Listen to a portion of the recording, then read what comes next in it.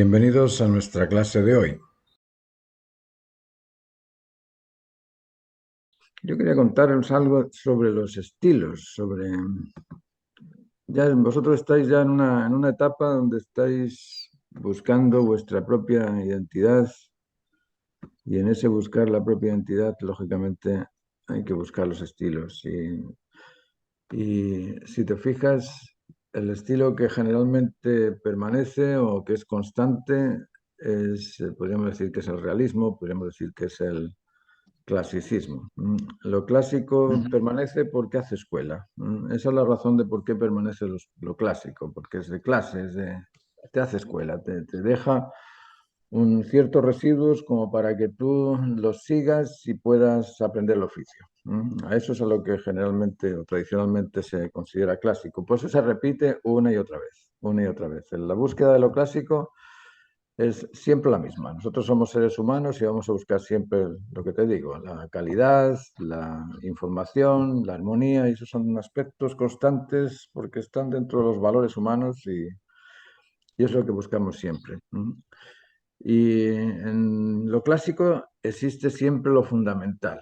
Esto también es algo importante de comprender, que aquello que es clásico porque es fundamental, es decir, es la esencia de las cosas. La esencia del arte es la geometría, el color y la forma. Y ese tipo de aspectos se buscan en su base esencial. La base esencial de la geometría es el triángulo, bueno, es el círculo y dentro del círculo tenemos el triángulo y el cuadrado. Esos son los aspectos típicos del clasicismo, por eso que los griegos lo examinaron harto, se dieron cuenta de que esa era la norma constante en las proporciones de los cuerpos y Pitágoras fue uno de los que empezó a decirnos que las cosas son números, son matemáticas, son porciones. Nosotros cuando hablamos de espacio estamos hablando de un punto y de otro punto. Y entre un punto y otro punto hay 1, 2, 3, 4, 5 metros, 1, 2, 3, 4, lo que sea, pero hay números entre uno y otro.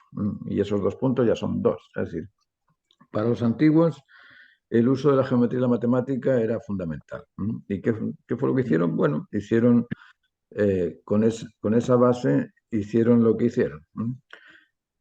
Hicieron todo este tipo de elementos clásicos. Esto lo puedes ver en internet, hay un montón de estilos. ¿Veis? Ahí tienes el triángulo, el cuadrado, el rectángulo. Y en esa época pues no se usaba mucho el círculo, pero siempre se buscaban bóvedas y cosas así. Dentro de los estilos hay dos cosas que son importantes de comprender y que se extienden en muchas áreas, y es el rito y el mito. El mito y el rito existen todo. ¿Por qué se necesita el rito y el mito? Porque el mito es aquello que nos atrae y la manera de mantener ese atractivo durante los años es mediante un rito.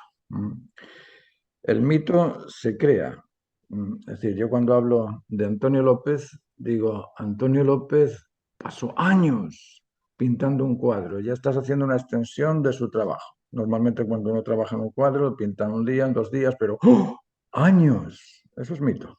Eso es mito porque en realidad no tarda años en pintar un cuadro, simplemente estructura su trabajo y en este año voy a pintar un poquito en este y el próximo año voy a pintar un poquito el otro, pero no es que se pase 30 años haciendo la escultura sin hacer otra cosa. Pero Mm. crea mito el hecho de decir, wow, fíjate, que se extendió tantos años. Y la gente cuando lo escucha dice, oh, Antonio López es diferente. Ya, mito. Antonio López vende un cuadro y después lo pide para seguir trabajando en la casa. ¡Oh! Mito. ¿Mm? Que esto lo estamos haciendo en el arte, pero en la religión es lo mismo. Fíjate que Jesús caminaba por las aguas. No sé si caminó por las aguas o no caminó por las aguas, pero cuando dicen que alguien camina por las aguas, extraordinario, mito. Ahora, el mito se mantiene, como te digo, mediante el rito. Cuando tú dices, Antonio López pinta 30 años un cuadro, yo voy a hacer lo mismo. 30 años pintando un cuadro, voy a ser Antonio López. Y lo voy a enseñar a los alumnos a que pinten como Antonio López, que tarden 30 años para lograr ese mito. La religión ha hecho lo mismo, en base a los ritos, que si me levanto, que si me acuesto, que si me arrodillo, que si me presino, que si voy los domingos a un lugar. Es decir, todo este tipo de ritos complementan el mito. Y en la pintura se ha hecho alarde de los mitos. Por eso que creemos que los pintores o los artistas son genios. ¿Por qué? Porque los llevamos a un plano extraordinario. ¿Por qué te digo esto? Porque es muy importante crear el mito.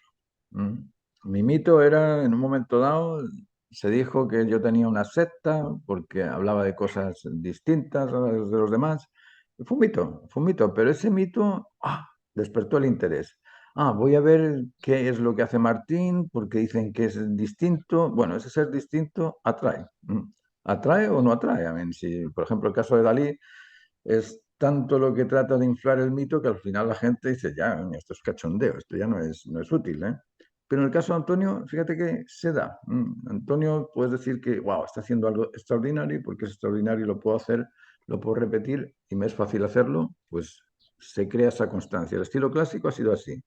El estilo clásico es algo que sí, que busca esos mitos. ¿Por qué el círculo? Porque es el emblema de lo infinito. No hay comienzo ni final en un aro. No hay inicio ni fin en el anillo. Es infinito. Símbolo infinito lo mantengo y lo puedo seguir haciendo. ¿Por qué el triángulo? Es la verticalidad. En el triángulo hay un vértice arriba y los otros dos vértices están sujetando, pero sujetan la mirada en el vértice central, en el de arriba. Eso significa la verticalidad de las cosas. O en el cuadrado, mira, existen 4 ángulos distintos, 2 arriba, 2 abajo, pero se reparten igual, son 45 grados cada uno. Es decir, estamos viendo las diferencias comunes. ¡Wow! Es decir, todo ese tipo de simbolismo, todo ese tipo de aspectos que te crean o despiertan el interés son parte del mito. Y eso se conserva mediante el rito, mediante la repetición. Esa repetición de ir pasando de uno a otro esos mitos. Por ejemplo, esto. Uno dice, aquí tenemos al dorífero y el dorífero, mira, está hecho en base a 7 cabezas y media y esa es la proporción, 7 cabezas y media. Después viene Prasíteles y, vamos a hacerlo con 8 cabezas, ¿sabes qué? ¿Cómo se llama? Lisipo, dice 8 cabezas y me sale más elegante. Es decir, ¿por qué son importantes estas figuras? Por eso. Fíjate que el dorífero es una figura normal y corriente que cualquier escultor podría haberla hecho, pero el mito de ser una proporción exacta de 7 cabezas y media hace que esa figura tenga un mito. ¿Se entiende? Y eso, como te digo, Claro. se sigue practicando, se sigue comentando y en base a eso, del dorífero de Policleto es importante. Las proporciones clásicas han sido siempre estudiadas y mantenidas porque contienen ese mito, ¿cómo decirte? Ese mito racional, ese mito que es ajustado. Sí, las 7 cabezas y media del dorífero hace que el dorífero tenga una buena proporción, o las 8 cabezas hacen que tenga una buena proporción. ¿Por qué? Porque es ajustado, lo mantengo. Ahora, hay otro tipo de mitos que después vamos a ver, que son mitos que no se mantienen, surgen y se van. Vamos a ver aquí esto. El estilo clásico en la pintura, aquí lo veíamos en la escultura. En la escultura, lógicamente, buscan esas proporciones exactas, y hay los griegos, después los romanos. Ahí en Internet hay un montón de ese tipo de figuras que las puedes ir Ujú. viendo. Yo quiero seguir con mi tema del mito y del rito porque creo que es útil para que lo podamos también aplicar. En la pintura, lo que es clásico, surgió en Francia con Luis XV, Luis XIV, que empezaron con todo este desarrollo del nacionalismo francés y surgieron Poussin y todos estos, el François, ¿cómo se llamaba el que pintó a la marquesa Pompadour? François Boucher o algo así, que son los típicos pintores que buscaban ese tipo de recuperación de las figuras humanas, proporciones humanas, y en un ambiente bastante distinto del natural, muy imaginario, pero a eso es a lo que se entiende por clasicismo en la pintura, ¿no? Y después bueno, el clasicismo es posterior a esto. Estamos aquí mezclando unas cosas con otras porque estoy buscando los estilos más que el orden cronológico. En el Renacimiento vemos que surge este nuevo abogar por las proporciones exactas, ¿no? Por el conocimiento de Aristóteles, Platón y todo esto, y hacen que lo que durante la Edad Media fue meramente iconográfico, aquí ahora empieza a ser grandioso, ¿no? Aquí la pintura se expande y se buscan también estas proporciones griegas más que nada, las proporciones de las 8 cabezas, la gente vestida, el estilo también. Y aquí hay, en el Renacimiento hay dos versiones. Hay una versión del mito religioso y hay otra versión del rito humano, del rito humanista. Es decir, Mm. por un lado, Miguel Ángel, Rafael, ¿cómo se llama este otro? Ay, el típico, Leonardo. Leonardo, la Mona Lisa. Todos estos señores, claro, estaban cercanos a la iglesia, promovían todo tipo de ideas religiosas, pero en paralelo a estos señores había gente que no tenía nada que ver con eso. Ahí tenemos a Tiziano, a Van Eyck, siempre se me olvida este hombre. Ah, Carballo. sí. Claro, y esta gente buscaban algo distinto. Estos ya no están por el mito religioso, sino que estaban por el mito naturista o por el mito más humano, más real. Es decir, las cosas son como son, son oscuras, no tenemos colores, el ambiente es peligroso, estamos en batallas. Es decir, te está contando el cuento de una realidad no mítica, pero te están buscando idealizar otro tipo de situaciones que también son importantes porque a todos nos atañen, la lucha, ese tipo de presión, de momentos de miedo, de temor. Y de ahí pasamos a otro tipo de mito, el mito del barroco, el mito de lo excelente, de lo soberbio, de lo maravilloso, de aquello que tenía que ser sobrenatural gracias al colonialismo, gracias a toda la plata que entra en Europa de las colonias. Ese mito se conservó también mediante el rito.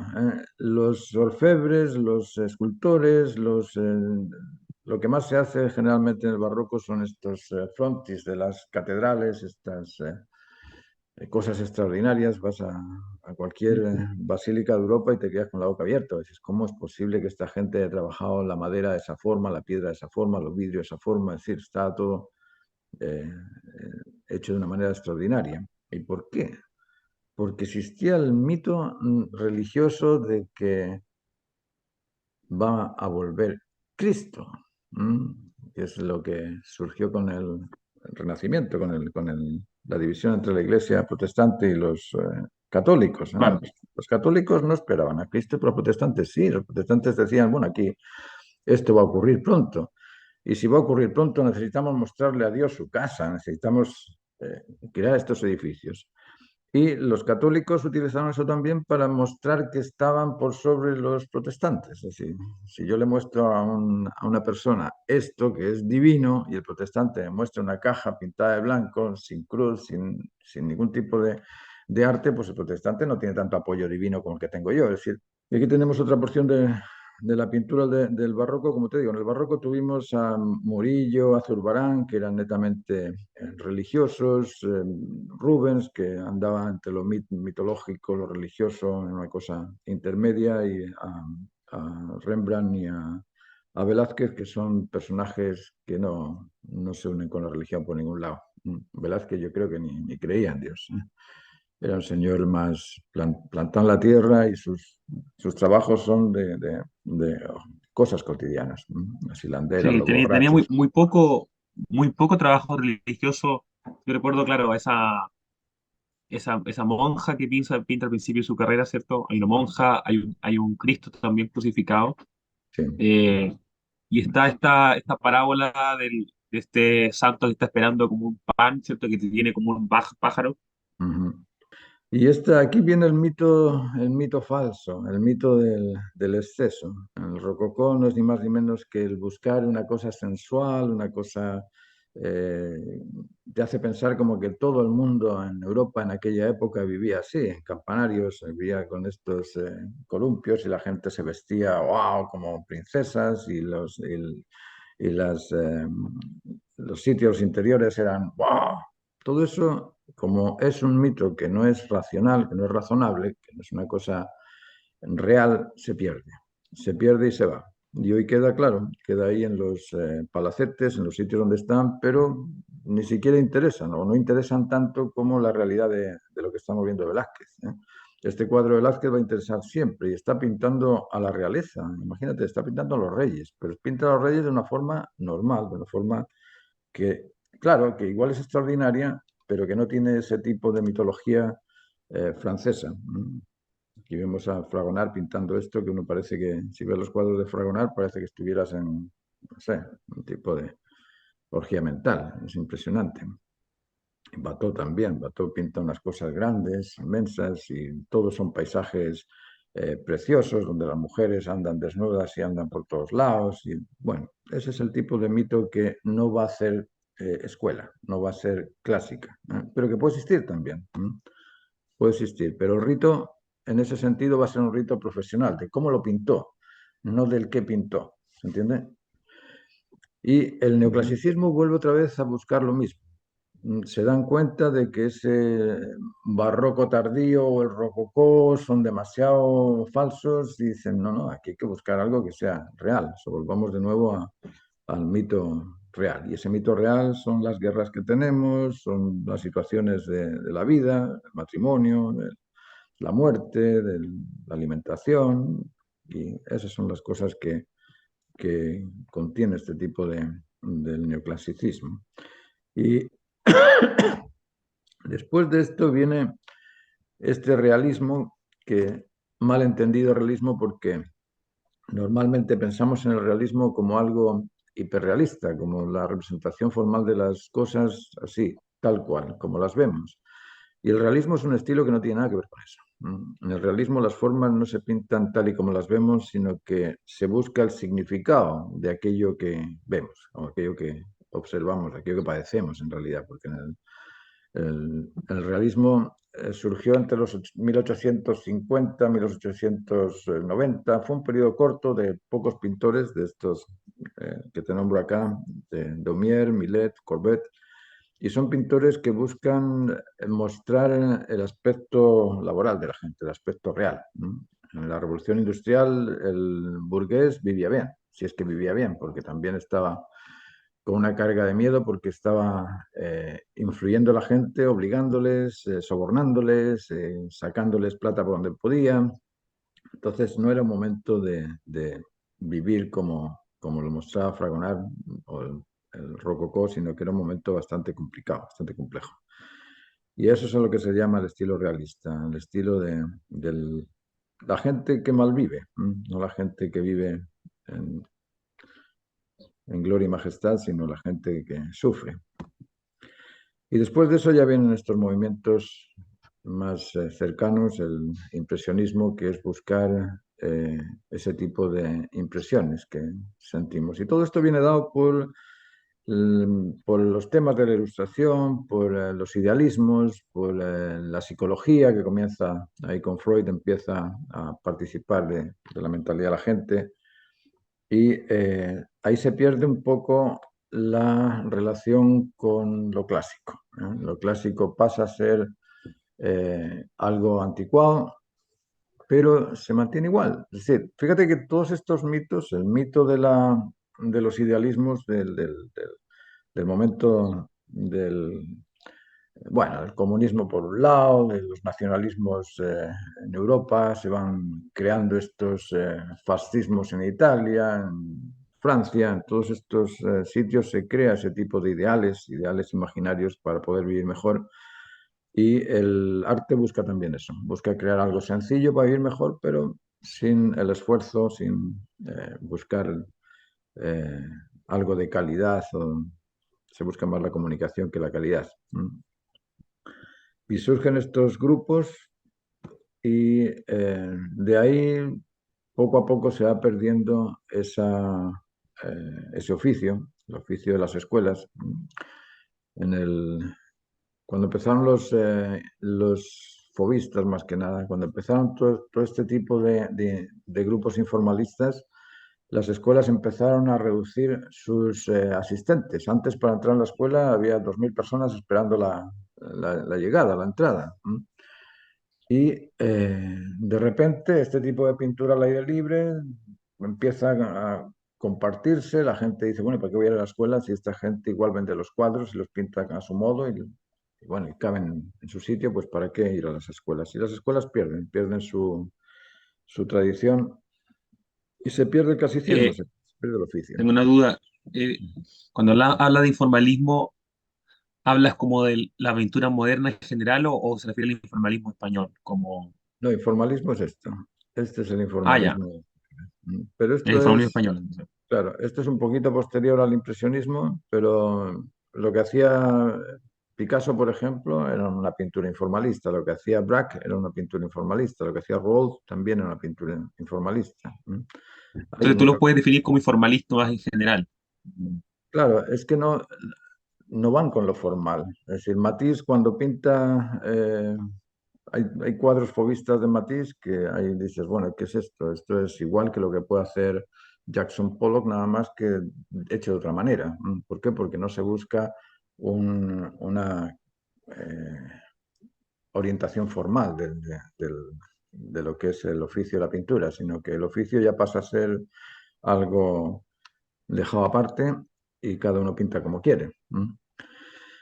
Pero el informalismo español es este estilo de formas. Aquí pues uno es Jackson Pollock, pero es la pintura de Tapies, Saura, Millares, Zobel, estos pintores que ya se apartan completamente de lo que es tradicional en el arte. Y claro, en cierto aspecto te liberan del oficio, pero en el otro aspecto crean eh, un cierto vacío, porque no existe el rito se va, el rito se esfuma, se pierde. Entonces, claro, todo el mundo hace lo que quiere, pero al no existir rito, no se crea el mito, porque el rito complementa al mito. Es decir, si yo tengo un rito de hábitos de comportamiento social razonable, oye, voy a crear escuela del comportamiento razonable. Pero si no tengo hábitos, el comportamiento se desinfla, no existe. Con la pintura pasa lo mismo. Si yo tengo un hábito de trabajo, una metodología de trabajo, yo digo, wow, esto lo puedo eh, exalzar y crear un mito de ello. Así, fíjate la calidad de los autos que te hace la Rolls Royce. Oh, wow, espectaculares, ¿eh? ¿Por qué? Porque lo está haciendo acorde con aquellas cosas que son necesarias. Pero el Lada, bueno, es el Lada. Va a existir durante un tiempo porque es barato, se va a vender y mucha gente lo va a comprar, pero va a quedar ahí. ¿Por qué? Porque va a durar 3 o 4 años y se te oxida. Con la pintura pasa lo mismo. Estos informalistas hicieron muchas cosas que hoy en día, porque usaban materiales que no eran experimentados, porque usaban alquitrán, porque usaban colas, porque usaban cosas sintéticas, pues lógicamente pasan los años y se van destruyendo. ¿Qué pasa con esto? Bueno, que durante el tiempo que dure el mito que crea el artista, porque aquí lo que se crea no es un mito de la pintura, aquí se crea un mito del autor. No sé si te has fijado que últimamente eh, tú ves por ejemplo, Tapies. Tapies mientras vive, wow. O Miró, vamos a poner el caso de Miró. Miró ya se murió. Miró mientras estaba vivo, salía en prensa, salía en televisión, todo el mundo miraba los cuadros de Miró, Miró, Miró, Miró, Miró. ¿Por qué? Porque el mito era Miró. El mito era él. El mito de Dalí era él. El mito de Picasso, bueno, hay cosas que son extraordinarias de él, pero ese mito lo hicieron los personajes. Ahora, ¿qué pasa cuando se muere el personaje, cuando se elimina el personaje, cuando el personaje se va? Como la obra no contiene esa propiedad mitológica, desaparece. ¿Mm? ¿Qué pasó con Velázquez? Velázquez no se preocupaba de mostrarse a sí mismo como mito, aparte de que era arquitecto, hizo el Palacio Oriente, hizo un montón de cosas, oye, era además embajador, era un tipo, wow, extraordinario, pero no infló el mito. Pero sus obras por sí solas crean ese mito. ¿Se entiende? Aquí Ujú. la alternativa es esa. ¿Por qué voy yo? Voy yo por hacerme yo mismo un mito y ser famoso y vender las cosas yo mientras viva y después de que viva se acabó mi mito, o voy a crear un mito en mi trabajo para que se sostenga por sí solo. Aquí vemos estos nuevos, yo les llamo neorrealismo, igual que existía el neoclasicismo, para mí esto es neorrealismo. El neorrealismo tiene dos vertientes, la superficial, la hiperrealista y la más honda, por llamarla de alguna manera. Aquí tenemos cosas de Toral, no de Mario Toral, sino de Toral el español. eh, bueno, y lo típico de los americanos hiperrealistas, que son copias de fotos que no tienen otro valor que la sorpresa de que son fotográficos. Eso es todo el mito que cuentan estos cuadros, ¿no? Pero te dejan la posibilidad del rito. Es decir, yo puedo seguir haciendo copias de fotos y van a estar bien, van a estar aceptadas. ¿Por qué? Porque hay una cosa del raciocinio natural de la persona ignorante del arte que dice, güey, está muy bien hecho. Y como está muy bien hecho, se crea el rito.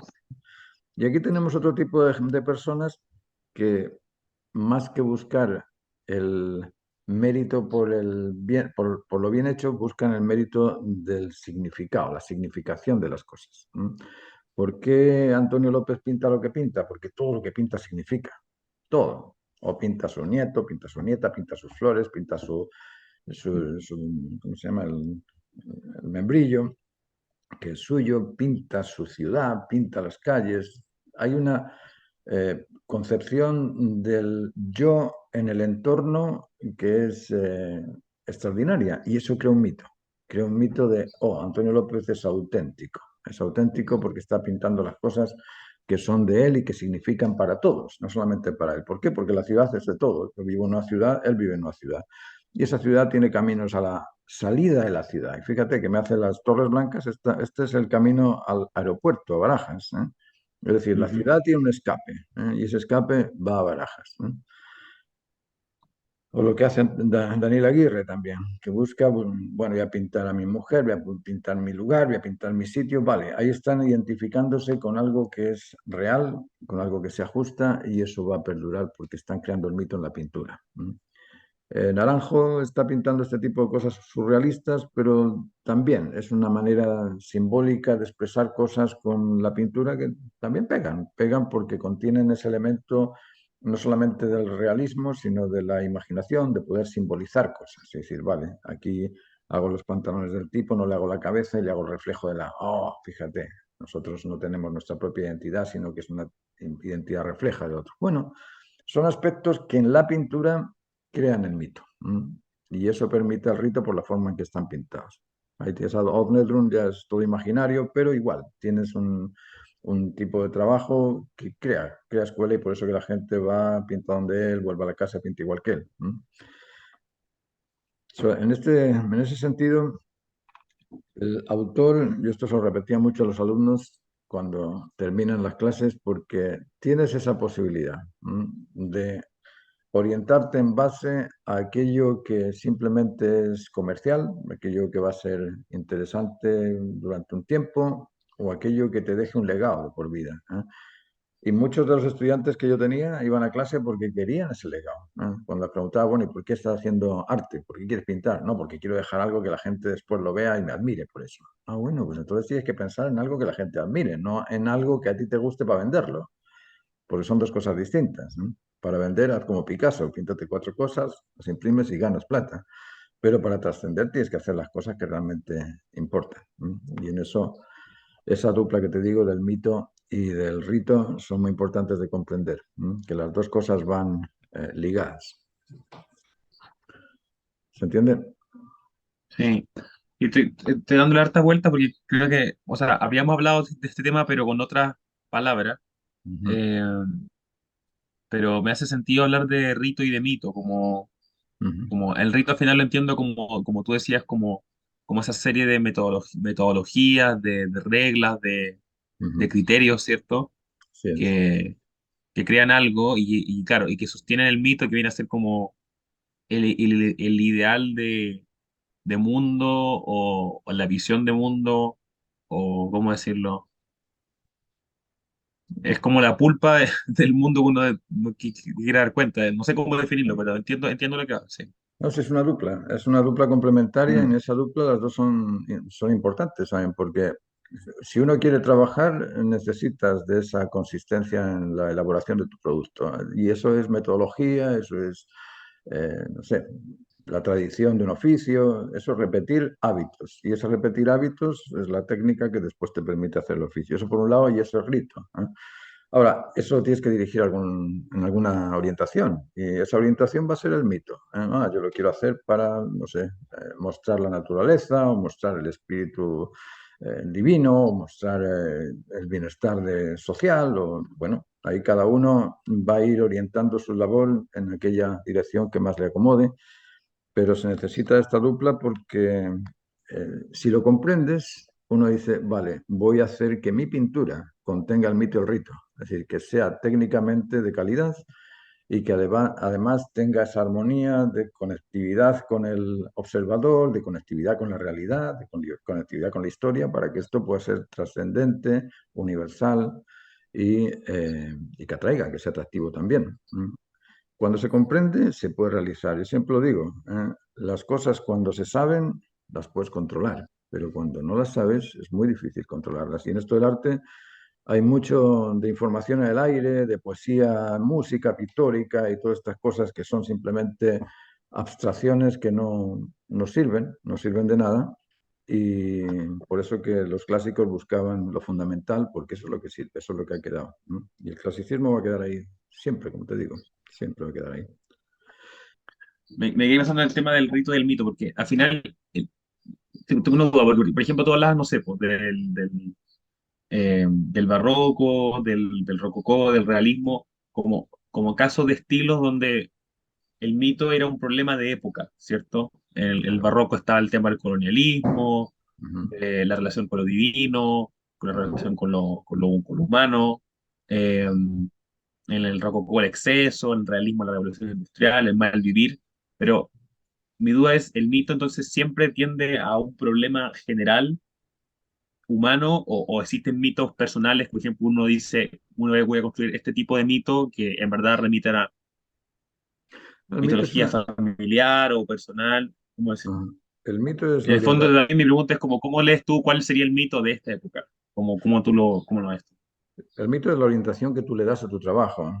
Ujú. No tiene mucho que ver con lo... Yo, claro, yo lo asocié ahí con momentos de la historia. De hecho, ahora vamos a empezar en las clases me voy a meter a explicar la historia en base a eso, en base a cuáles son los orígenes de las cosas que suceden y por qué suceden. Porque la historia explicada así en forma cronista de sucedió esto en tal año, con tal persona, en tal lugar, no te dice nada. Pero cuando buscas cuál es la razón que despierta ese movimiento popular o esa relación social o ese comportamiento, ahí es donde empiezas a entender la historia, ¿m? Porque conoces el porqué y el para qué de la historia. Pero cuando se ignora eso, simplemente conoces el dónde, cómo y cuándo. Y el cómo, cuándo y dónde, pues no te aclara la razón del porqué. Ahora, el mito es esa orientación que el autor le da a su trabajo. El mito de Jackson Pollock, por ejemplo, era romper con lo establecido. Él pensó, vale, aquí hay cosas que se han hecho durante la historia que yo puedo hacerlas distintas y veo que la gente lo aprecia, me lo compra, lo vendo bien, pues voy a seguir rompiendo ese mito creado y creando este otro mito, el mito del informalismo, el mito de lo informal, de lo espontáneo, de lo casual. ¿Por qué? Porque la teoría de la evolución también te dice que las cosas son en pro de algo casual, al azar, espontáneo, y chuta, eso se mete dentro de este concepto social aprobado por todos. Y fíjate que vale, y yo puedo darle ahí todo tipo de teorías y justificaciones que se ajustan al criterio de ese momento. ¿No? Luego, el mito lo crea uno. Dalí, pues no, está con el surrealismo, con las cosas oníricas, los sueños, las realidades que, vamos a hacer algo distinto a lo que estaban haciendo antes. ¿Eh? De hecho, cada pintor cuando interpreta está buscando ese mito particular de él. ¿Eh? Está buscando desarrollar eso que él cree, que él considera cierto. ¿Eh? Independientemente de lo que ocurra socialmente. Lógicamente, si estás en un momento, no sé, en Rusia, en el momento del socialismo ruso, pues no podías hacer nada más que los carteles que te pedía el Estado porque eran para el sistema comunista, y el sistema comunista es autoritario, entonces no tenías otra posibilidad que hacer aquello. Pero si estás en un momento, en un lugar con las libertades democráticas, pues tú buscas aquello que realmente te interesa a ti. Y ese es tu mito. Cada uno tiene su mito. Y lo que sí hay que buscar, creo yo, es la autenticidad en esa representación del mito. ¿No? Por eso que Y hay que ser bastante concentrado en lo que uno busca y, y no, ¿cómo decirte? No ir para un lado y para otro, de, hoy voy a hacer esto, hoy voy a hacer aquello. No, tienes que sentarte en algún momento de tu vida, tienes que sentarte y decir, bueno, ¿hacia dónde voy? Y eso perseguirlo independientemente de lo que pase. Yo cuando veo la historia de Antonio López, para mí es un reflejo exacto de esa característica, de ser capaz de plantarte en un ambiente donde todo es distinto a lo tuyo y sacarlo adelante con calidad, comunicación y armonía. Pero cuando él empezó a pintar, estaba pintando alrededor de Tapies, Miró, Canogar, Monpó, ¿quién más había por ahí? Zobel, Saura, todos los informalistas estaban ahí. Y este señor pintando en la calle como, mira, ese señor está pintando cosas anticuadas. Cosas anticuadas, fíjate lo que ha logrado. Hoy en día es el pintor vivo más buscado y más caro de la historia. ¿Por qué? Porque fue constante en buscar aquello que era universal, trascendente, aquello que era significativo, aquello que era importante y con una calidad de trabajo que dices, wow, me quito el sombrero frente a este tipo de trabajo. Entonces eso es lo que yo creo que hay que perseguir y lo he visto también con Daniel Aguirre, eh, que para mí es casi un hijo, es una persona súper querida porque ha ido en esa dirección y hoy lo ves y está haciendo cuadros para la gente súper importante de España. Y dices, bueno, ¿y por qué? Porque siguió esa metodología. Y yo creo que tú tienes también esa habilidad, tú tienes las condiciones para lograr algo muy importante, muy importante. Pero hay que perseguirlas y concentrarlas concentrarte en conseguirlas y no dispersarse. La dispersión es el enemigo número uno del éxito. La dispersión no sirve para nada, para nada. ¿Por qué? Porque te da muchos residuos, una variabilidad infinita de muchas cosas, pero en ninguna de esas cosas has logrado un nivel de calidad extraordinario. Entonces, ¿de qué me sirve andar jugando con hoy voy a hacer esto, mañana voy a hacer lo otro? ¿No? Ponte una meta y consíguela. Y mi duda en ese sentido, como son, porque claro, uno ve en el trabajo de López como en una perspectiva larga, uno puede ver como un desarrollo en general, pero imagino que también hay metas como llevar a series o objetivos más concretos, digamos. Por ejemplo, me pregunta a mí, claro, no tengo la capacidad de ver en una perspectiva tan larga cuál sería como el mito que quiere desarrollar, pero sí, por ejemplo, podría pensarlo como a tramos más cortos, ¿no? Sí, sí. Sí, bueno, Antonio también, ¿eh? En el principio Antonio empezó con el surrealismo, le encantaba el surrealismo, le encantaban las texturas y empezó a pintar cuadros con mucha textura, muy plásticos, por llamarlo de alguna manera, y cosas así bastante surrealistas y realistas. Si te fijas en los primeros cuadros de él, son así, son Mari mirando por la ventana a Atocha o paseando por encima del aire, como los cuadros de este polaco, eh, ya se me olvidó el nombre. Y eran cosas así, medio surrealistas en ese momento. Después empezó a hacer cosas que dijo, oye, aquí hay que hacer representaciones de aspectos de la vida, la comunión de mi hija, el matrimonio, los abuelos, los tíos, los padres, empieza a hacer un recorrido por todos los vínculos afectivos que tiene alrededor. Y después se pone a pintar que si la luz de la mañana en Tomelloso, que si la Gran Vía, que si Torres Blancas, bueno, son cuadros del ambiente en el que está. Es decir, uno se puede ordenar para hacer cosas que a ti te interesan, que crees que son importantes y en cada momento de tu vida te vas a encontrar cosas distintas. Eso sí, claro, si quieres, no sé, vives en Santiago, dices, yo nací aquí, yo no sé si naciste en Santiago donde nací, pero sitio donde nací, ya, voy a representar esto porque esta es mi cuna, este es mi ambiente, este es el lugar donde estoy. Y voy a dar una pasada por este ambiente mostrando lo más representativo del ambiente. No sé, si tengo un río al lado, pinto el río, si tengo una casa al lado, pinto las casas, yo qué sé. Y después de eso, mira, me acabo de casar y tengo hijos. Oh, mira, la maternidad también es un tema. Y mira, y yo como padre también. La adolescencia, wow, la adolescencia es otro tema, wow, temazo. Después, no sé, toda la sensibilidad del adolescente, todo este juego de problemas emocionales que van de uno para otro. Oh, bueno, ahí tienes otra. Después, oh, mira, se me murió mi tío que tenía con él. Uy, la muerte también. O sea, hay un montón de aspectos que depende de cómo los grafiques, pueden llegar a ser armónicos, significativos y de calidad, dependiendo de cómo los grafiques. La importancia del cuadro te la da la suma de elementos que crean ese mito. ¿Eh? Esa suma de elementos de interés que crean ese atractivo por ver el cuadro es lo que va a hacer que el cuadro sea importante. El cuadro no va a ser importante porque, mira, lo pinté muy bien. No, no, es la suma de aspectos contenidos en el cuadro que crean ese atractivo por verlo.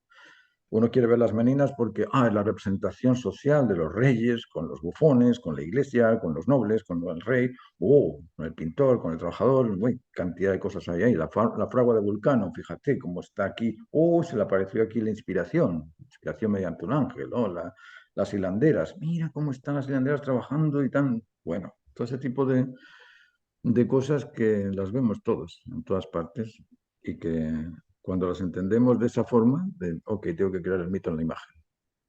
Ahí vemos el cuadro de una forma distinta, voy a pintar muy bonita la flor. ¿Se entiende? Y eso, claro, Perfecto. eso cuanto más se vaya expandiendo, se vaya trabajando, pues mejor, queda mucho mejor. Así es que cuando sigas el cuadro, da igual, mándame fotos y lo vamos observando, ¿vale? Aunque no estés asistiendo a las clases, igual quiero que tengamos una relación de como hasta ahora. Yo te agradezco un montón el que me hayas aguantado durante todo este tiempo. Pero, Sí, igualmente, Martín, te quería decir muchas gracias por lo que ha sido este proceso. Bueno, y una clase muy bonita también para cerrar, ¿cierto? Creo que es muy ujú, bueno bueno, terminar al menos mis clases con esta clase para quedarme pensando. Así que eso, pues vamos a seguir en contacto. Muchas ujú. gracias por todo lo que me has enseñado y sí o sí te voy a seguir mandando los trabajos que hagas.